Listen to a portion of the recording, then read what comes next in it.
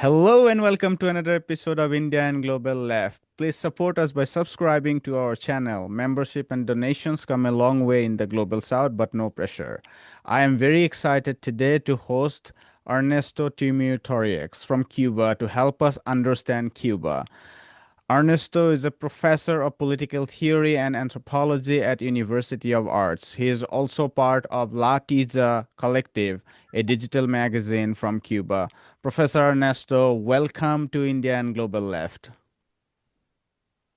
Well, thank you for having me on the show. It's a real pleasure. No, Of course, I'm so excited to talk to you because, as someone from the left, we spend so much time talking about capitalism, and we get less opportunity to talk about socialism because it's a reality that socialist systems are far fewer than capitalist systems. But I think Cuba offers us an opportunity to understand not contradictions of capitalism per se, but contradictions within socialism. And I want to understand particularly two aspects from you. Of course, I would like to understand the shameful US imperialism on Cuba, which the global left has always discussed. But I would also like to understand the contradictions within Cuba.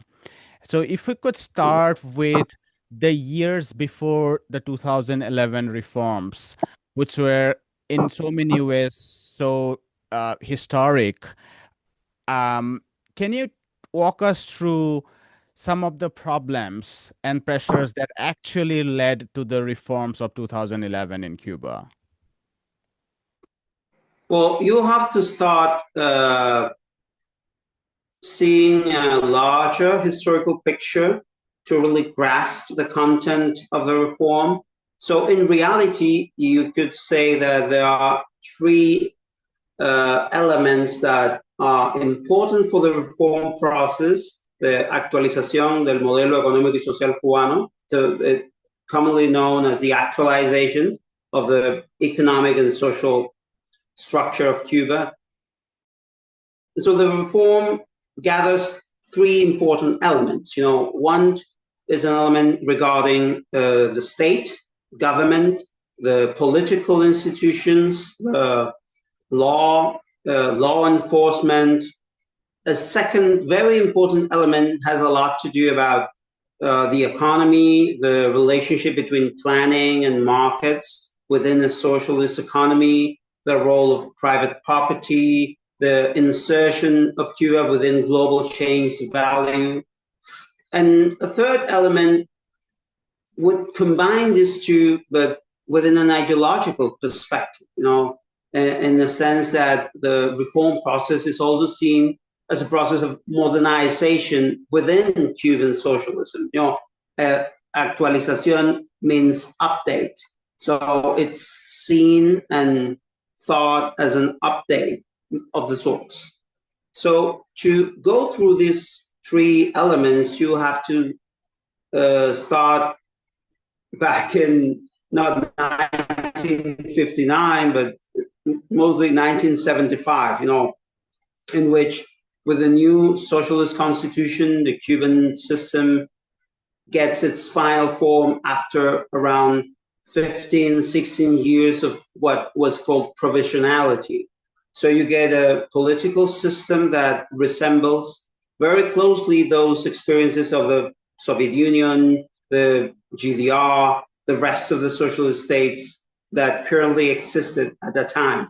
You got a single party that regulates and controls most of political life, the production of ideology. You got a single national assembly around the concept of popular power.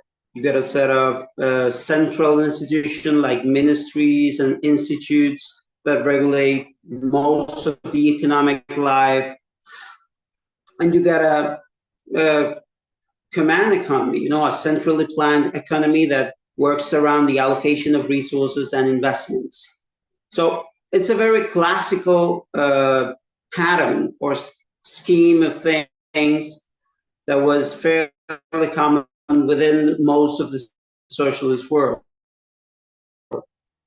What is uncommon previous 16 years that happened in an underdeveloped agrarian peripheral country in the Western Hemisphere, which is Cuba, and that involves a very different political culture, a very different relationship with the West as a whole. It involves a different relationship with the third world because Cuba sees itself as part of this anti-colonial Afro-Asian Latin American struggle for national liberation, but also the search for a socialism of its own, which wasn't suitable to copy from the Asian experiences or the Eastern European experiences. And so that begins to unravel in the 80s, as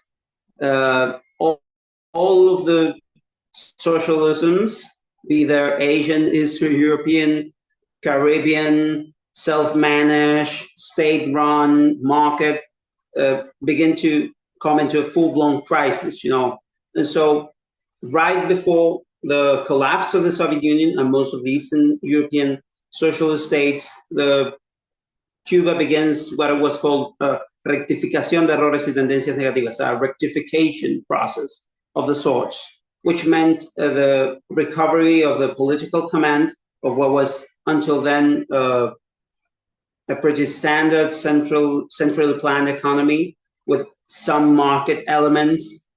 And this reorganization is happening just as the crisis hits, And this is a huge crisis we're talking about. The Cuban economy never fully recovered from the loss of almost 80% of its foreign trade. It lost 35% of its GDP in a single year. It saw itself without any diplomatic, military, or geopolitical cover of the likes it had, and completely on its own within the world stage. So the reforms that we're going to see in the 90s in Cuba are pretty much based on the subsistence of Cuba as a socialist experience, and also contain an element of a revolutionary nationalism that values sovereignty and national independence as with social justice as the very foundations on which it held. So that sets the tone for a set of reforms that aren't thought as reforms, but as emergency measures that involve both the creation of small private sector of the economy, the flexibilization of the relationship with the rural areas and peasantry, a different approach towards foreign investment and dealing with foreign capital to jumpstart, for example, what it would become the tourism industry. Meanwhile, the crisis has hit hard, especially on the social area. Cuba is beginning to see the universal access to key services deteriorate as the crisis unravels. It manages to keep stable infrastructure on healthcare and education, but the rest of the provision, be the general maintenance of electrical and housing infrastructure, see a real deterioration. A migration wave starts. And so the society that enters the 21st century is a society that has managed, due to the political leadership of Fidel Castro, most of all, which managed to reorient and reorganize the living forces, the living revolutionary forces around this crisis, and reinvent an alternative for the 21st century through the battle of ideas, which is more than just very long speeches by Fidel. But it is also a society that it is scarred, by this crisis. There's a sector of the Cuban society that never fully recovers, and it disconnects itself from what you could call official revolutionary culture, ideology, discourse, and forms of mobilization. So in a way, the battle of ideas put forth by Fidel in the early 21st century is a socialist response to the challenges left by the special period, which is the name of this 90s era in Cuba. That's the name of for given that period. But that is also short-lived. No, it becomes a process of extensive social and political mobilization, a reassessment of welfare provisions to expand them, especially mostly in education and culture. But it is joined by a synchronization with the political processes of the pink tide. It's linked mostly to the Bolivarian experience in Venezuela, you know. But as the 2008 crisis hits the Cuban economy and the global economy, Cubans realize that their dependence on the working of the global capital world is very dangerous for the subsistence and survival of the project. You know, as the crisis hits Venezuela, the Cuban economy goes in red numbers. So it's a very fragile economy. Even after 20 years of adjustments within a very capitalist world, it's an economy that is facing a very aggressive U.S. Imperialism.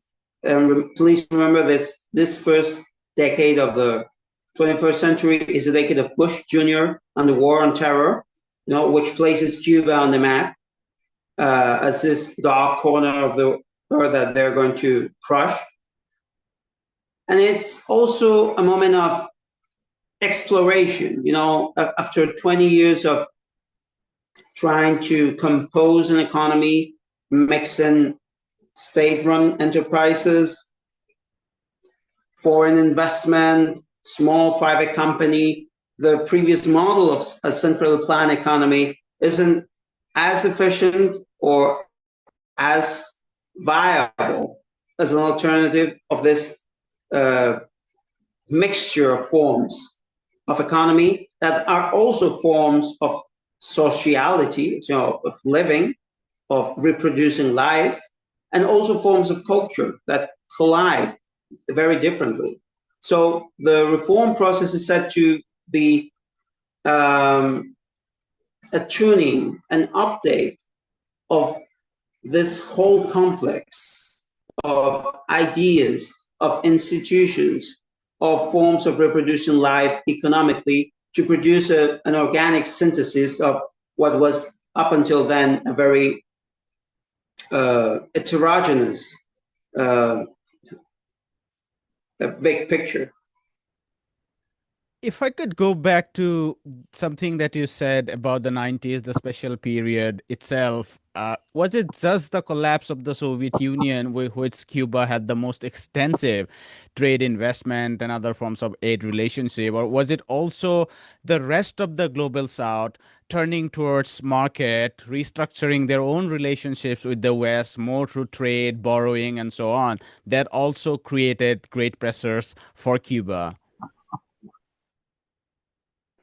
Well, you could see that the world in the 90s is a world where Cuba is seeking to solve a burning question up until now. It had been from 1961 onwards, which is the matter of its insertion within the global economy. You know, Cuba was a sugar producing country, you know, meaning that its link to the rest of the world was through sugar production in economic terms. Having been living with this advantageous trade with the Soviet Union meant that, for example, Cuban sugar production was within a sort of bubble. So when that bubble popped, it wasn't as competitive, as efficient, and as productive. So Cuba immediately started to seek out new partnerships and alliances. Most of these partnerships came from mostly Europe at first. For example, Spain, thinking that, for example, chains like Meliá started setting up most of what it would be this incipient tourism industry, but also the rest of Latin America. It was a moment of crisis, especially debt crisis for most of the third world and the global south. But economically, you could see an expansion of trade and opportunities for business that Cuba would try to orient itself towards, a closer integration within the region of Latin America, a different approach towards left politics regionally, and trying to seek new alliances. For example, it's a moment in which the blockade against Cuba becomes tighter, and it starts to add provisions, for example, to prohibit ships coming to Cuba to enter U.S. ports, or to codify what was then a loose set of laws and dispositions into a pretty standard and solid legislation against Cuba, which is the Helms-Burton Act. So it's a very explicit two steps. It's a legal dance between the U.S. and Cuba, which is a great conflict, as Cuba starts to survive the crisis, which nobody thought it will, and to seek new partnerships. The other side plays a tougher hand, trying to restrict that sort of relationships through a unipolarity that privileges mostly U.S. trade, and U.S. trade initiatives. For example, our relationship with Mexico, which up until the 90s was fairly strong, or with Canada, which is another strong trading partner, were hardly hit by the North American free trade zone, because that integration tended to make more complicated an organic between, for example, Cuba and Canada, or Cuba and Mexico. That isn't to say that it was gone, but it meant for a different set of approach, in terms of finance, in terms of trade, in terms of the economy. For the most part, for example, our current relationship with Mexico is mediated by that very same set of restraints, the one that has boosted the Mexican economy through its integration, through manufacturing and trade with the US, had also rendered more difficult its relationship with Cuba. So, on one hand, Cuba is bearing the brunt of the restructuring of Mexico or Canada's own relationship with the United States as they got deeply entangled into each other. On the other hand, the 2000s, the late 90s and the 2000s also saw the pink tides and Cuba moving closer to Venezuela. If you could tell us a little bit about how Cuba was navigating those spaces where more friendlier governments came in because of the pink tide.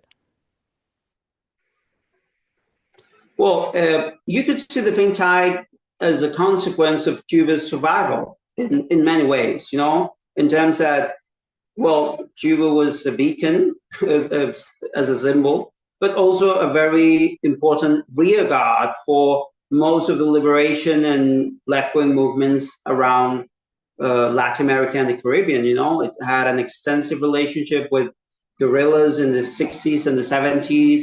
It was key for the survival of the Sandinista decade in Nicaragua and the rest of the guerrilla movements in Central America. But then that influence never stops. And in the 90s, Cuba is set to rebuild a Latin American left on a different perspective, not armed struggle, but the new social movements. And then you will see through the Foro de Sao Paulo and through other initiatives, be there magazines, international and regional encounters in Havana, for example, around economy, around globalization, around the challenges of socialism, around the festival, the International Youth Festival that Cuba reactivates in 1995, through the relationship and discovery of Hugo Chavez, by Fidel. after he gets out of prison in 1994, he gets an invitation to Cuba, which he then visits, and it's received by no other than Fidel. So you can see Cuba that within the crisis, it's expanding its diplomatic relationships on a very formal governmental level. It's trying to deepen and diversify its economic partnerships around the world. But politically, it's also trying to establish new networks, and the pink tide, it's an indirect consequence, because it's a common right-wing myth that this sort of experiences within the pink tide were sort of puppeteered from Havana or Caracas. No, nothing of the sorts. But there's a real echo and an extensive network of discussions, strategies, and cadres that get to form themselves within that decade that would be crucial. I'm thinking about Bolivia, I'm thinking about Venezuela, even Brazil, and relationship that Cuba establishes with the Partidos Trabajadores, the PT government, before it was a government, or the landless peasant movements. So when that kicks in, especially around the refusal to the America's free trade zone, the ALCA, in 2003, that synchronization gets deeper. And it gets deeper, especially with Venezuela, as the relationship between Chavez and Fidel, as two experiences that learn a lot from each other, start to really kick in a new experience of integration within ALBA. And you're going to see that within ALBA, Cuba reaches very high rates of economic growth. It manages to invest in most of the projects of the battle to formalize and share the learnings of the previous 50 years of revolution to this new revolutionary experience. I think that, for example, Chavez gets many lessons, from the experience of the Cuban Revolution, and takes a lot of measures to make those lessons learn, in terms of, for example, the communal experience in Venezuela is an absolute novelty in terms of revolutionary experience within Latin America. And I consider that its experience around media and communication for the 21st century, a more plural political conflict, even within Chavismo, not just the traditional political parties, or the experience of the misiones, which in a way mirror those of the projects within the Battle of Idea, and this great misiones, the missions within the Bolivarian Revolution around higher education, literacy campaigns, neighborhood healthcare. They would mirror very closely most of the projects within the Battle of Ideas. So it's an entanglement in many ways, of experience, of learned experience, of institutions. It's an entanglement economically. And as the crisis hits Venezuela, progressively through that decade, not just the death of Chavez or 2008, but the Guarimbas, 2014, 2015, the Guaido attempt to a coup d'etat, the hybrid warfare and blockade against Venezuela would have a rebound effect on Cuba in a way. You could even say that the rollback of most of the experiences of the pink tide governments within Latin America will do a lot to place Cuba in a hotter place, as you progress in the 2010s than it was in the 2000s, even with Bush Jr. and the war on terror on a full scale. The isolation of Cuba or the position of Cuba must always be thought, as Roberto Regalado, a Cuban analyst, would say, in this triangle, with Cuba and the US as a conflict, mediated by its relative position with the rest of Latin America and the Caribbean. You know? If the movements are weak, if the governments are weak, if the allies are in danger, Cuba's position gets weaker, you know, in the face of this behemoth that is just up north. So basically in the 90s and the 2000s, if my understanding is correct, Cuba is restructuring its relationship, and the pink tide was able to create a constructive role within the socialist experiment, which is somewhat distinctive from the role that Cuba played, let's say, during the Nicaraguan resistance in the 1980s, where it was more of a military support to guard the revolution. Instead, here we are seeing more state-to-state contact. Would that be a fair reading of this? You could definitely say so. Well, without the Soviet Union, Cuba was in no shape to provide military assistance of any sort. You know, and the region has started to change. You know, in fact, the Cuban strategy towards the rest of the world, and even in conversations with these guerrillas, I'm thinking about the FMLN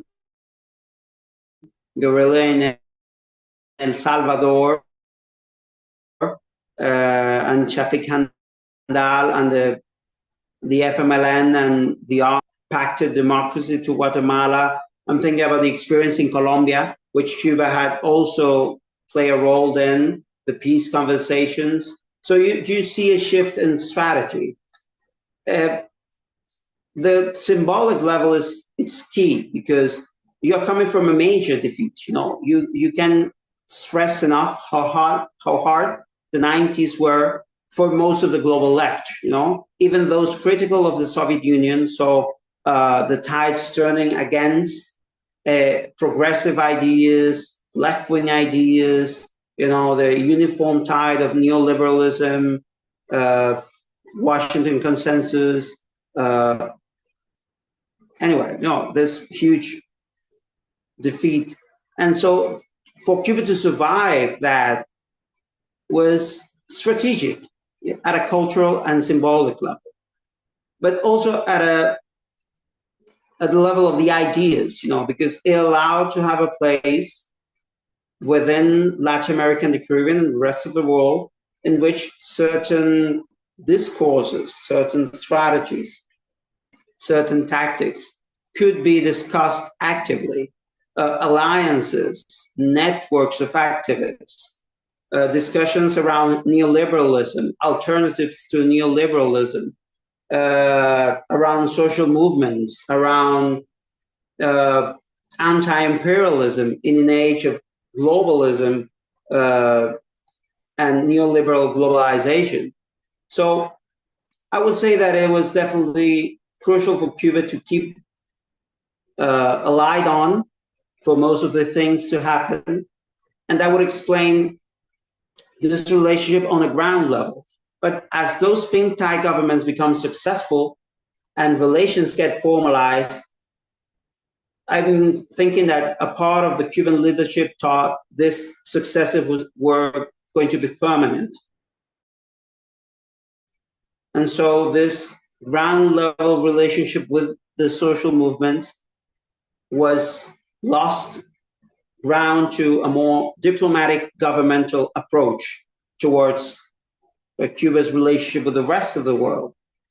Not to say it was completely lost, no, because there are elements of that survived till today, but as a strategy, it began to center on other types of organizations. For example, the creation of CELAC, which is the Community of Latin American and Caribbean States, that is without the United States as a country, within an organization that comprised most of the countries in the region, was a major landmark, a major diplomatic landmark.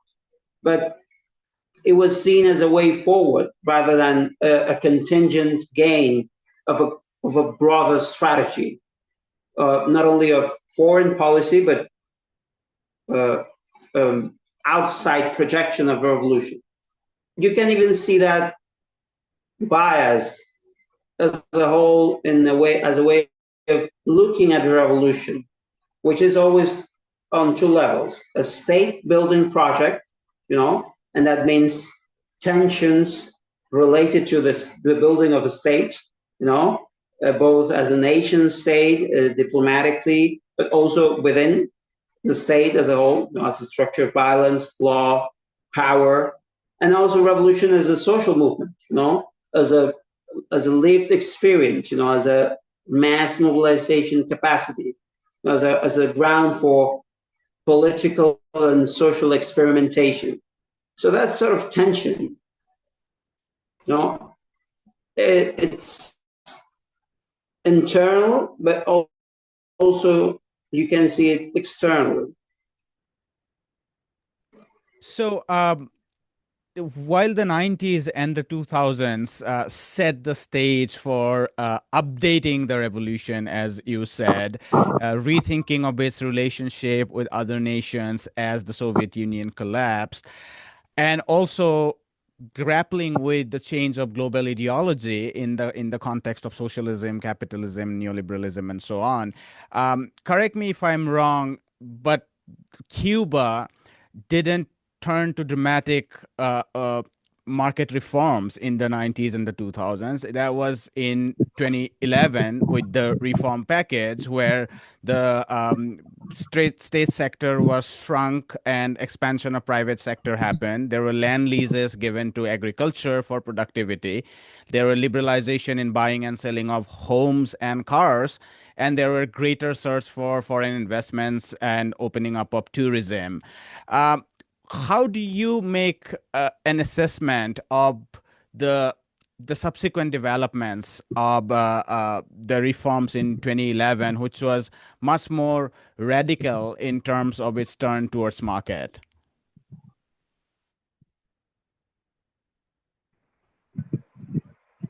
Well, you could see that, for example, in terms of a market economy or the existence of markets within the economy, the 90s has a degree of marketization. Think of, for example, this is a society that revolves around the state as its main institution, meaning that the state provides most of the goods, entertainment, services, key infrastructure, and the allocation and provision of those services is a political act. It revolves around a certain consensus. Michael Lebowitz, which is a Canadian economist, sadly deceased, spoke of it as a sort of social compact, a social pact between the working masses, the workers, and the socialist state, the planners, a set of expectations, of needs that were meant to be covered by the working of the socialist economy. For example, expectations around the fixity of prices, the provision of key goods, healthcare, education, sports, culture, a looser, more flexible work culture that wasn't as productivist and that gave the workers space for leisure and laziness even. No? So in the 90s, you get that the contraction of the state, and certainly it appears a zone of social life that isn't politically regulated, in which there's a space for autonomy, which gets covered in many ways, be there association, you see cooperatives, you see neighborhood associations, you see churches popping in, but you also see the market, the informal market for a huge variety of regular foodstuffs or even medicines, also not as much anything. There's an informal market for fuel. So there's an element of market already working its way throughout society, in the way people relate to each other, in the way they reproduce their own daily lives. What the 2011 has different is that this collateral effect of the contraction of the state, but as a strategic element within the state economy, between its enterprises, and from the state sector to other sectors of the economy, be it, for example, the formation of a new private sector comprised of not only autonomous workers called cuentapropistas in the Cuban lingo, so self-owned businesses like plumbers or taxi drivers or I don't know, people who sell small vendors of street food. No, not even restaurants. I mean, like fries. Think of someone who sells you hot dogs on the streets. Well, that used to be state-owned in Cuba. No, so you get an experience which is heavy on state-owned economy. And so you suddenly begin to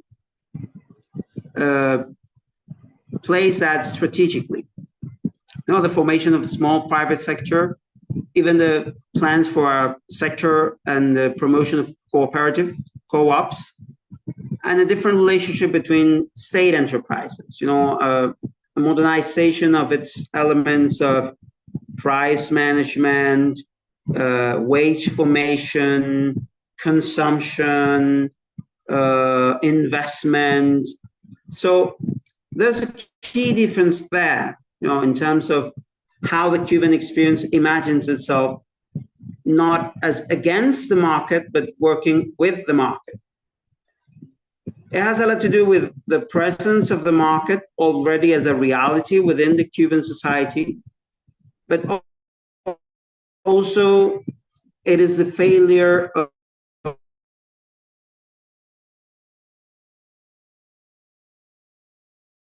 a certain way of organizing the centrally planned economy that met very hard limits, not from the 90s, but even from the limits around efficiency, labor management, and conflicts within labor world.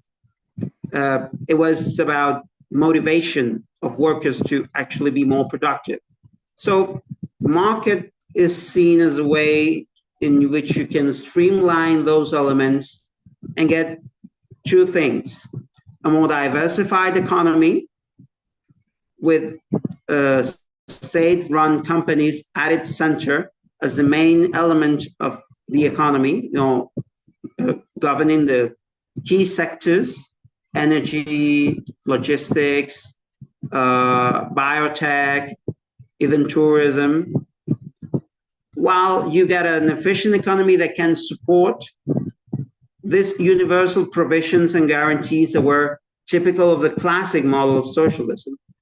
Because what happens after 2008 and 2011 is that an inefficient economy puts in jeopardy every step given towards welfare. No? Be that keeping the hospitals running, the meds coming in, the teachers teaching, the schools open, the books completely for free, the tuition for free, school lunches, you name it. Every element of this wider social policy requires an economy that can substantiate and support them. And so the bargain is seen as a more efficient economy would compensate for the loss in this state sector, even if some areas which are considered non-crucial go towards the private sector or the co-ops. And another element of that is to reduce the provision of certain elements within this state welfare and to put them at the hands of the market. So, for example, in Cuba, shortages have been a staple of its economy. But what is on shortage on each moment has been different. And for example, you could get great healthcare, great education, but you could live with a single pair of pants for, I don't know, 5 years, 10 years. So consumer goods were very scarce, but this sort of universal public goods were abundant. There was a need for broader and wider consumption within the Cuban people as a whole, you know, an expectation of a higher quality of life that resemble those that they see in other places, you know, and that better quality of life, whose premise was consumption, and it reflects an element of a cultural shift within these 20 years, was meant to set the tone where state mandated and forgot a single type of bread, specific amount. Or you had a house, but there was no housing market and you couldn't sell your house. You have to trade it for another house. Or you couldn't buy a car, even if you had the money. Or there wasn't a wide enough offer for consumer goods. So people thought it could be a bargain to make state mandated universal provision of basic goods a thing of the past and to give way for a market distribution of said resources that could provide them abundantly and without the limits and challenges of a state-run economy.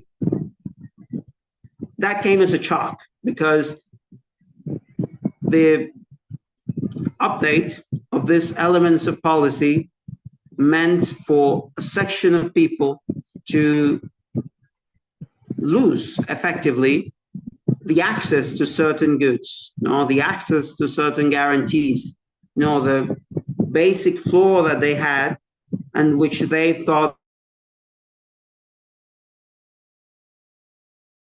the reform would uplift actually went down. This conflict taking shape in many ways.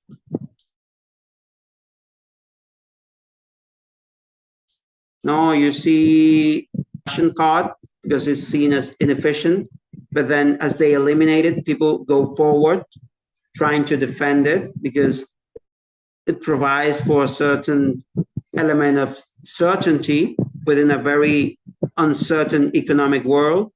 You could see that people want more efficient companies, state-run companies, with leaner staff, you know, not 20 people doing the work of 5, but 5 people doing the work of 5. But then as you start thinking, who are those 15 who are going to be left out to work on the private sector or in other areas, you get people resisting this downsizing, you know, thinking that it alters their access to a key element of welfare, which is labor, you know, the ability to work. And so the reform goes one step forward and then half step back. In each and every direction, no, it tries to rearrange fundamentally the way in which things work, and then it's met with a silent resistance of a sort by a section that is affected by those reforms. No, you can eventually see why, for example, the private sector, especially after 2021, was a way forward for the reform process, because in reality, things within the state economy were at a stalemate of a sort.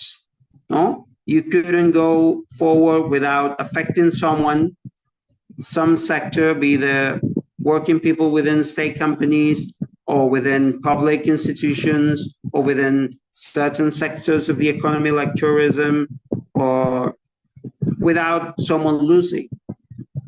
So the private sector was a way in which they could glide over these contradictions and set the reform forward. I don't know if this explains anything. If you could tell us a little bit about the 2021 protests. We heard a lot about food and medicine shortages and power blackouts and relief from inflation. My question is it fair to see them as primarily protests against economic downturns or economic problems, or did that also reflect some kind of generational or ideological frustrations with the Cuban political economy? Well, I think that it's a threefold crisis, in 2021, because during the reform process and even before, during the special period,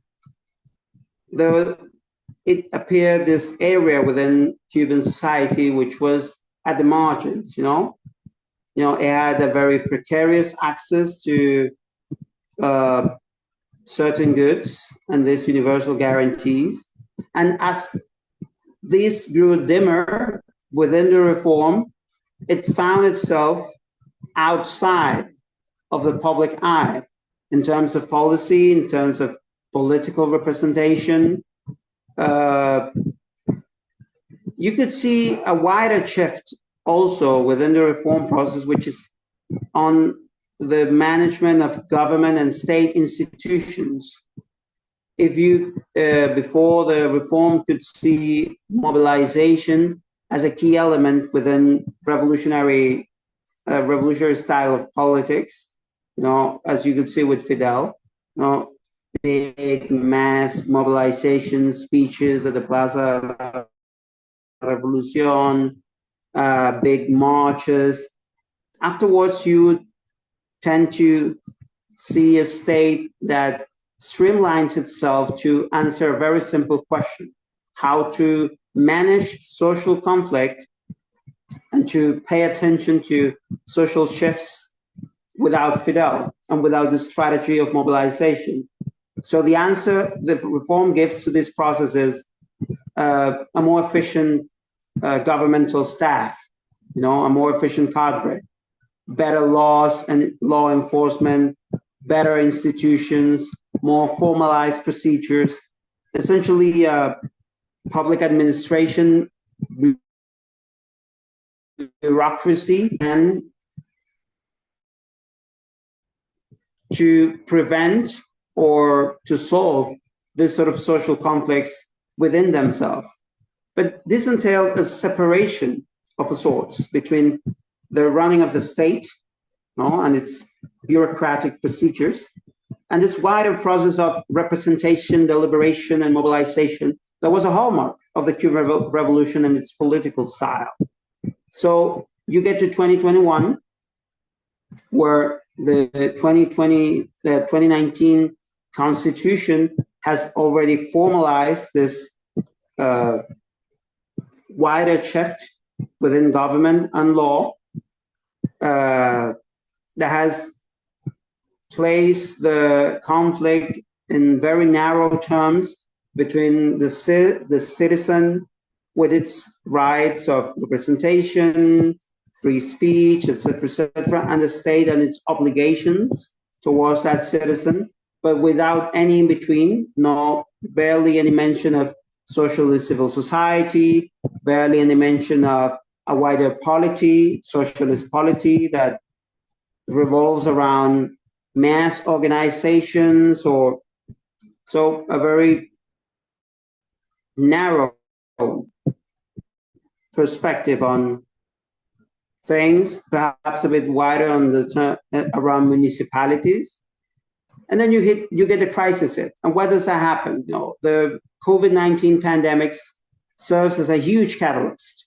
It accelerates process within the larger Cuban society that were either latent, dormant, or explicit, but not at the levels that you would see afterwards. No, you get a tourism economy that gets blown away by lockdown, and it affects not only the national income of the state, and the revenue needed to support this wide social network, but also this large private sector that had developed around tourism that is non-state, meaning private, and that it has no access to universal guarantees. Because, for example, I'm a state worker. During the pandemics, I had 60% of my wages paid month by month. But if you were a worker at a private sector tourism place, you get nothing. No? If you survived around the margins, trading in the informal trade networks around things needed for this private tourism sector, you get nothing for 2 straight years. So you get an economic crisis that hits hard, around a moment in which there's a next step on the reform that jambles prices, produces inflation, tries to solve the monetary conundrum of the Cuban economy, which is a very large issue that we have no time to discuss in full, but you had 2 currencies, multiple exchange rates, and basically you didn't have a clear view of the running of the entire economy because you had these opaque areas mediated by this exchange. And you got a more flexible system of prices and a full-blown legislation around a new private sector that starts to intervene in very important areas. For example, retail, the access of food. So very key elements of the daily life. So you got a crisis in the economy. But then you also got a crisis in the institutions that manage the crisis, because who decides in a very tight situation of resource management, who gets electric power and who doesn't? You got a provision of foodstuffs. Which municipality, which province gets more? You get investment.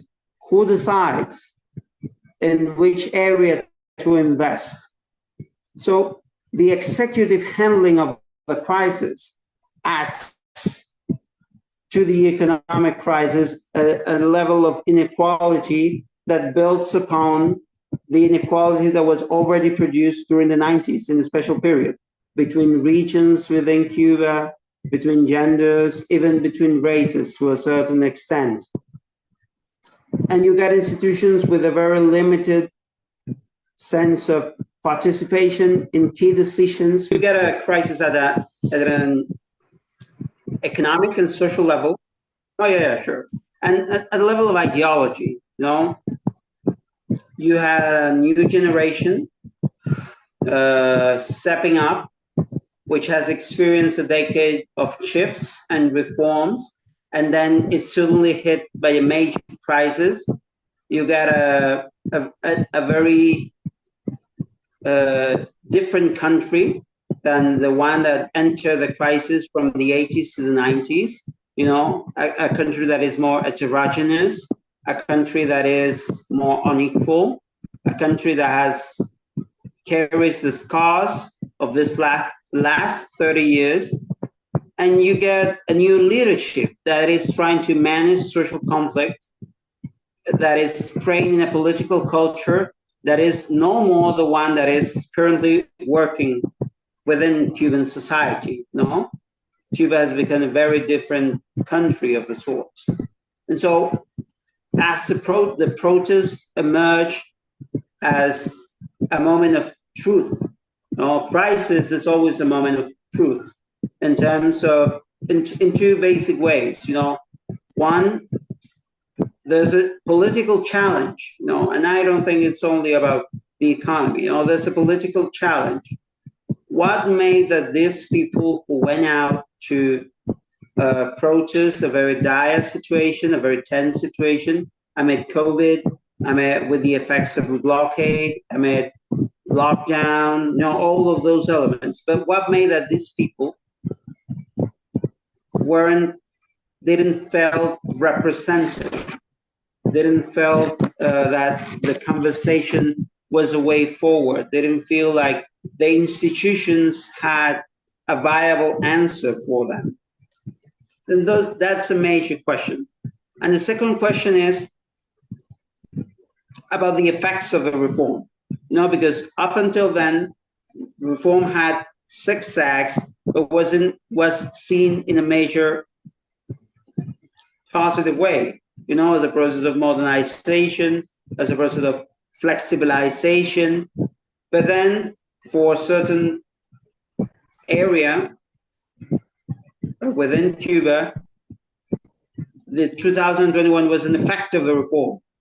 And so you got three alternatives. One that tries to manage social conflict in a way that is in line with these new institutions that emerged after 2019 that carry the element of the reform, more proactive government, but separated from mass mobilization.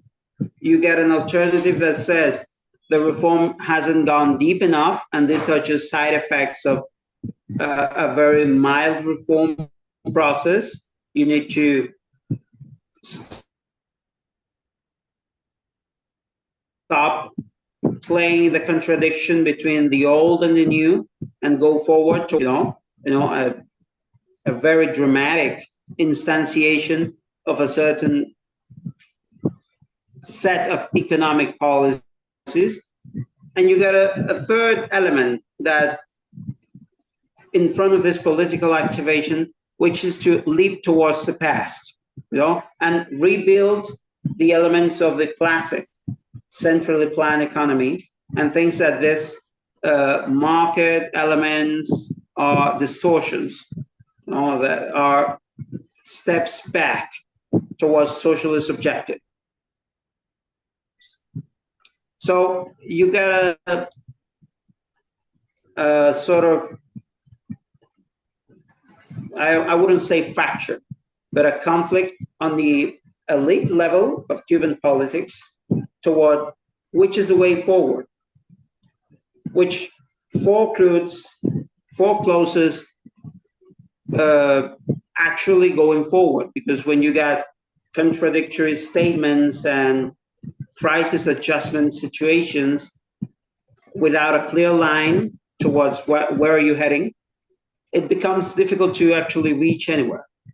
But then you also got a wider discussion within society as a whole, in which revolutionary forces are still a mobilized, politically active majority, but it suddenly sees itself as not the only relevant political player within a wider field. So there's a process within 2020 and 2022 of political activation that shows a wider heterogeneity, both within the revolutionary field and within Cuban society as a whole, that tends to not be constrained by previous institutions and ideologies, and starts to think differently about what is happening, in the face of a crisis that no one really knows how to deal with. And that after 2021 protests has produced a mass migratory wave and a deepening of the economic crisis, without a viable solution at hand. There's a technical objective element within the crisis that is not specific to Cuba, but it's a global effect of a global crisis. It has a lot to do with the Ukraine war. It has a lot to do with Trump and the US decline. It has a lot to do about this major reorganization of multipolarity no, which presents an opportunity, but also dismantles certainties, no, but there's also a level of internal conflict and contradiction that goes through these three levels that I address, economic, social, institutional, and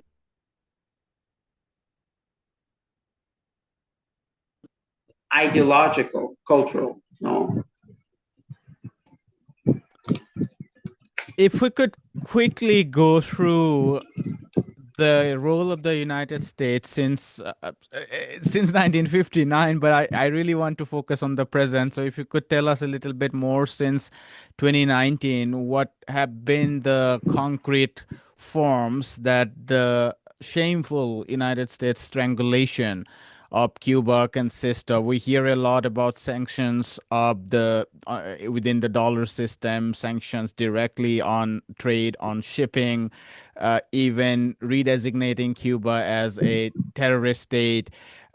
What other concrete forms of these punitive actions? And if you could also tell us a little bit about the propaganda literature, because the mainstream Western media is full of negative atrocity literature against Cuba. I recently spoke to Juan Gonzalez from Democracy Now, and we discussed a little bit about Cuba. And one of the things they said is that one of the problems with Cuba is that it's geographically located at the door of the greatest imperialist state, and we have a massive Cuban lobby in Florida in particular, but also largely in the United States. Can you tell a little bit about both the punitive actions and also the propaganda side of the United States?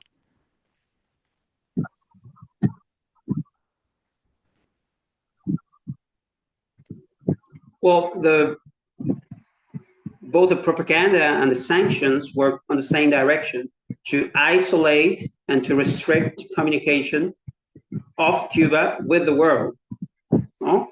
In every possible way. No? You could see some major positive development within Cuban biotechnology, be it diabetes treatment, be it the vaccines that eventually, through a self-propelled effort, save us from the COVID-19 pandemics. No, we would have been doomed without homegrown vaccines that never reached the wider public because of this informational and communicational blockade that goes around the other. The propaganda literature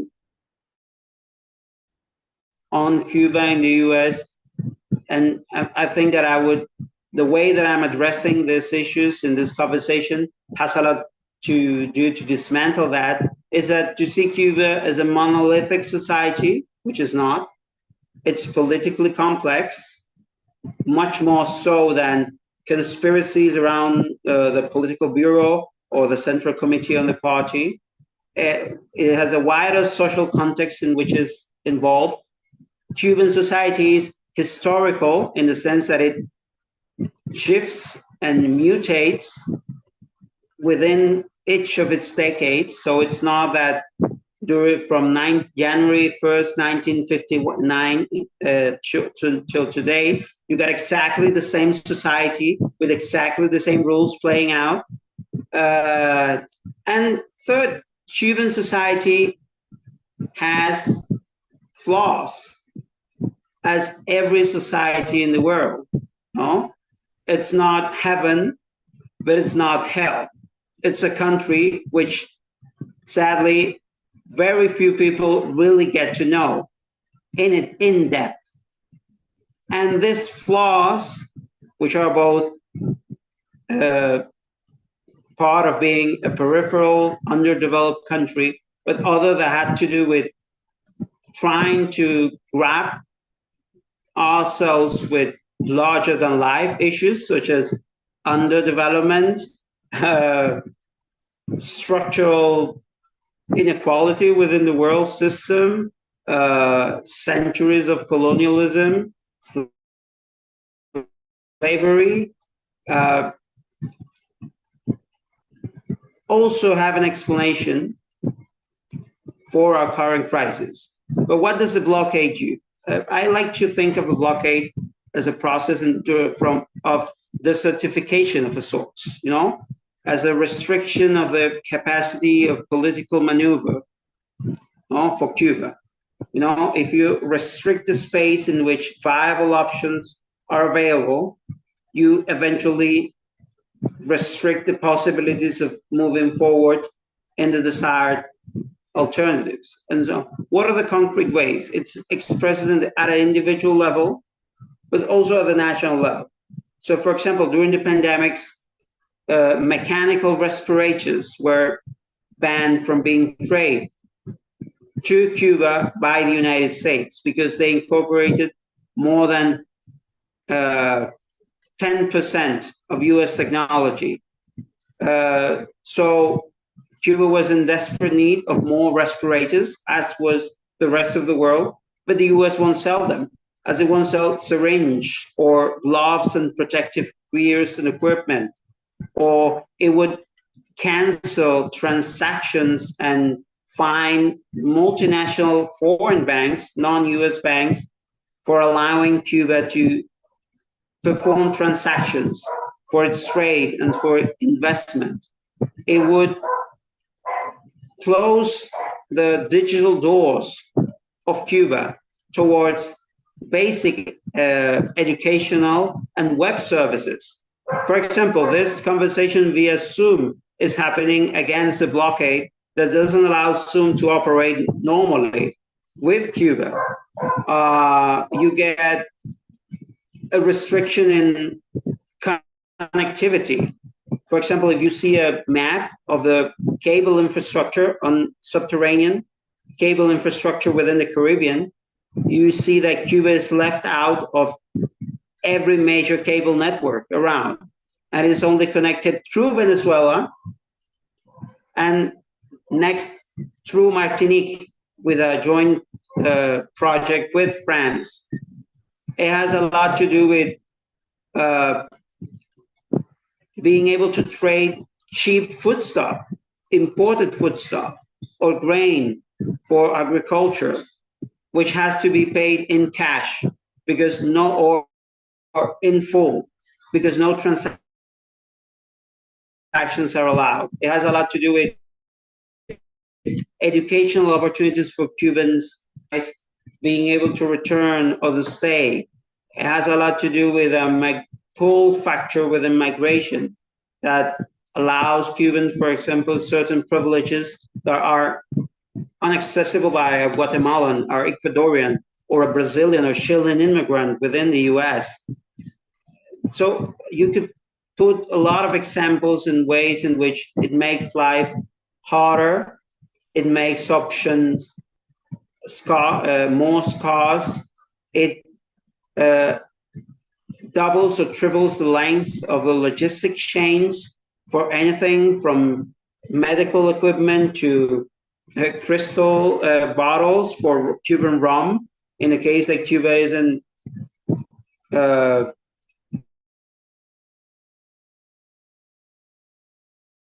it complicates the relationships with the rest of the country, even our closest allies.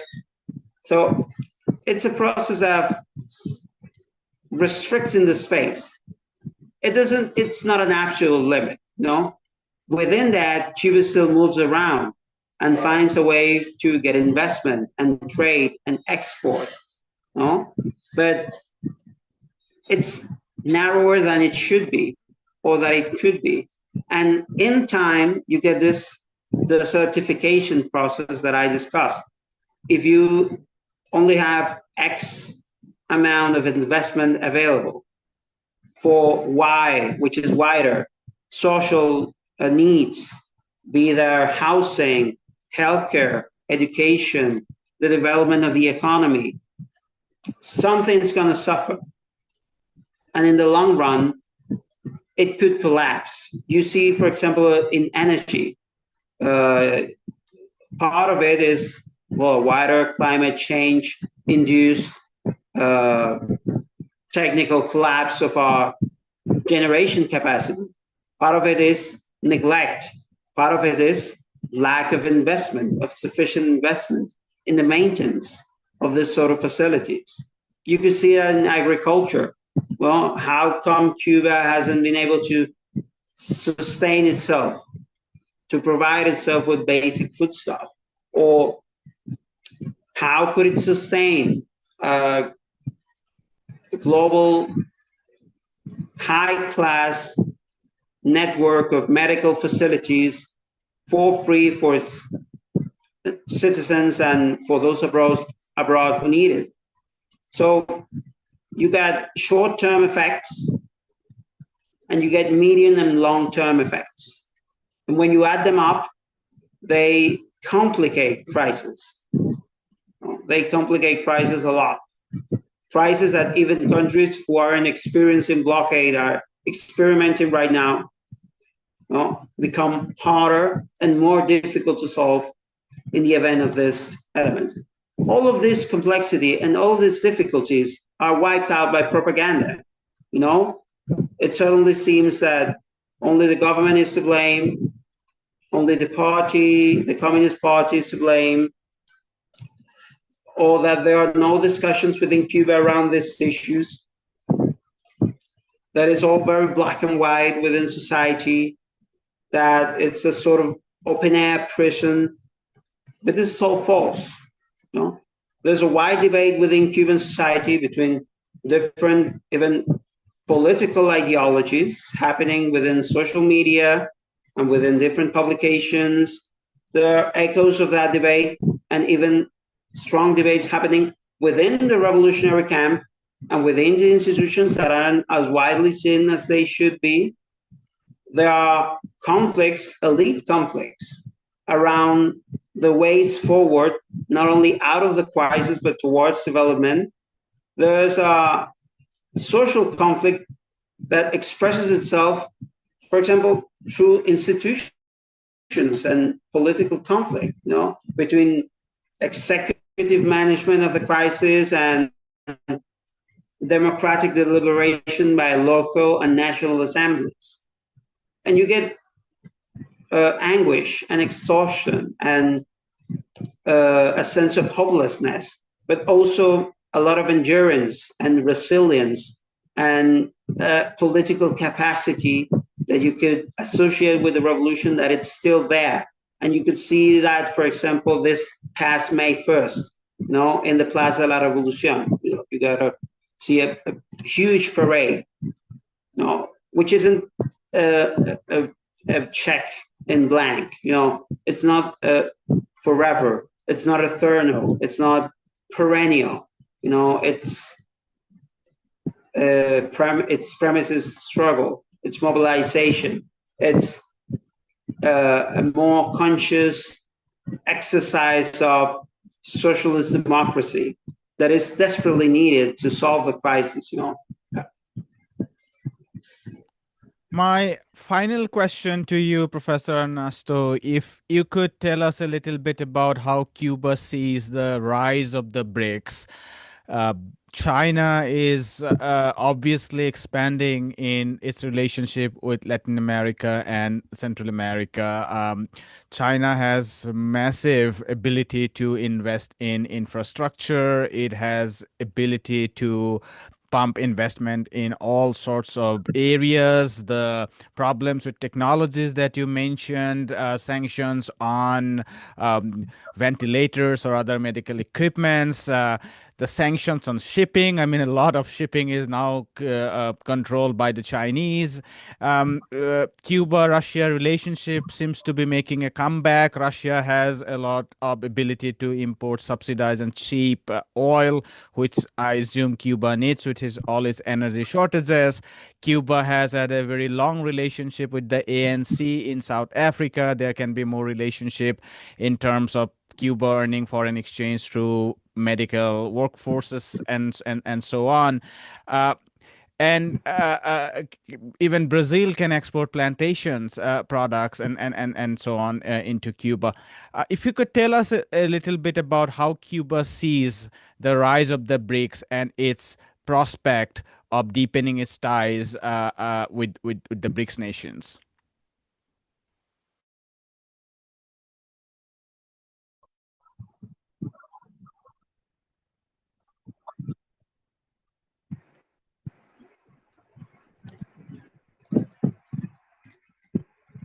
Well, Cuba is a partner of the BRICS. It just entered this last year. After the last BRICS summit, it was approved to be a partner member, not a full member, but a partner.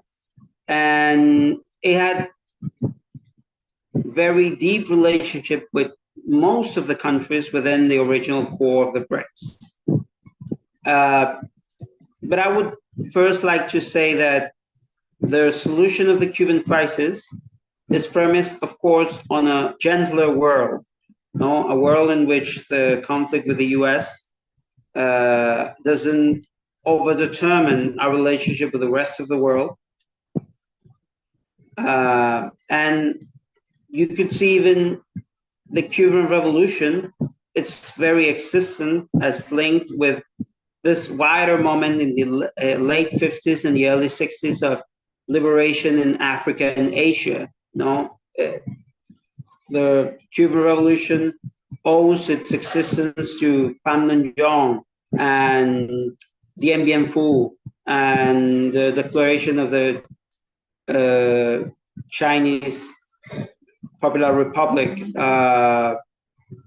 or the independence of India and Ghana and the rest of Africa. So it's part of the same moment. So you could definitely see that the freeing up of a space of maneuver in the wider world, it's good news for Cuba. But the internal side of the crisis, our own forces and our own capacities would be the most important thing to go forward, because even if the world is gentler, even if it does place us in a more advantageous position worldwide, it would take our resolve to go forward. So yes, Russia and China are strategic partners in energy cooperation. And even Cuba has managed trade relationships and investment with China, for example, in biotechnology. State-of-the-art biotechnology is now being produced in a joint venture by Cuba and China. Its relationship with Africa as a whole, not just South Africa, is great, but on the economic level isn't as important as it could be. And even Brazil, which was a major partner back in the early 2000s, and I'm thinking about the role of Brazil in building the Mariel port or the medical exchange program, which was a key element in economic stabilization in the late 2000s, early 2010s, hasn't been replicated so far by this new Lula administration. So we got opportunities to push forward, to stabilize, to solve the more urgent elements of the crisis. But since the decisions of where to go and what to do are Cuban and should remain with Cuba, it is up to us. To see if we survive the storm,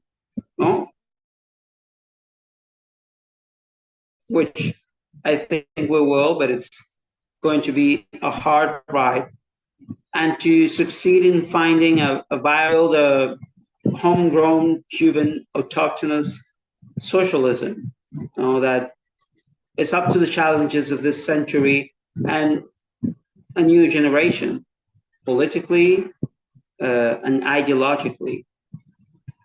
The new world would need socialist Cuba as much as Cuba needs this new world that is coming. But it must first survive, and it must first fulfill its mission, as Fanon would say. We'll leave it there. That was an excellent ending. As you said, the new world needs Cuba as much as Cuba needs the new world. But You added that Cuba should survive. I should also add that the New World should also survive, given all the crises that humanity has been facing collectively. But as you said, I'm optimistic we will. The precarities of technology made this conversation less smooth than it could have been. But I'm so glad that you could be here and we had this conversation. So thank you so much for your time, and we look forward to more conversations in the future. Thank you so much. Well, thank you, and thanks again for having me on the show. If I can, I'll apologize for the technical difficulties.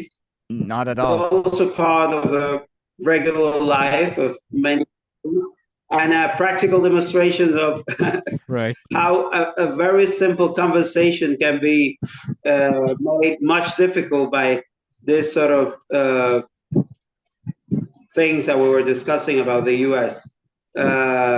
It's great that the world approaches Cuba not as a museum or as a lost cause, but as a living and complex reality, as a way to learn about struggles that are not just our own, but I think that are very much something that all progressive forces and all left wing forces are coming to grips with, no, and having been the heirs of a successful socialist revolution doesn't make us any less learners than anyone else around. So uh, we have a lot to learn from you as well, and we have a lot to see from what's coming.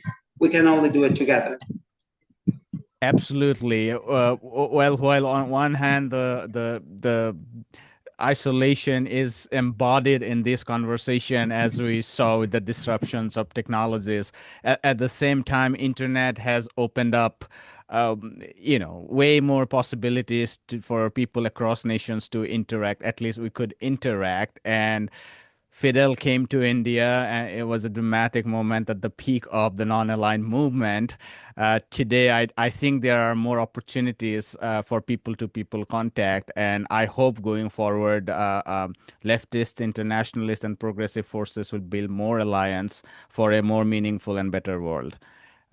Once again, thank you so much, and I'm sure we'll meet again.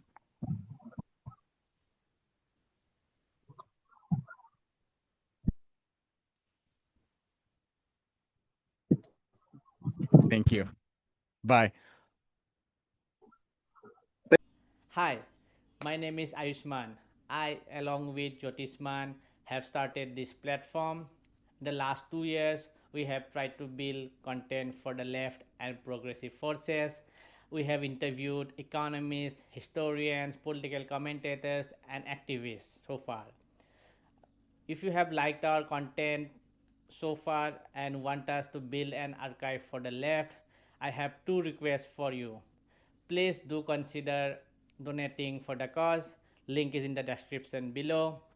Also, if you are not able to do so, don't feel sad. You can always like our videos and share our videos to your comrades. Finally, don't forget to hit the subscribe button.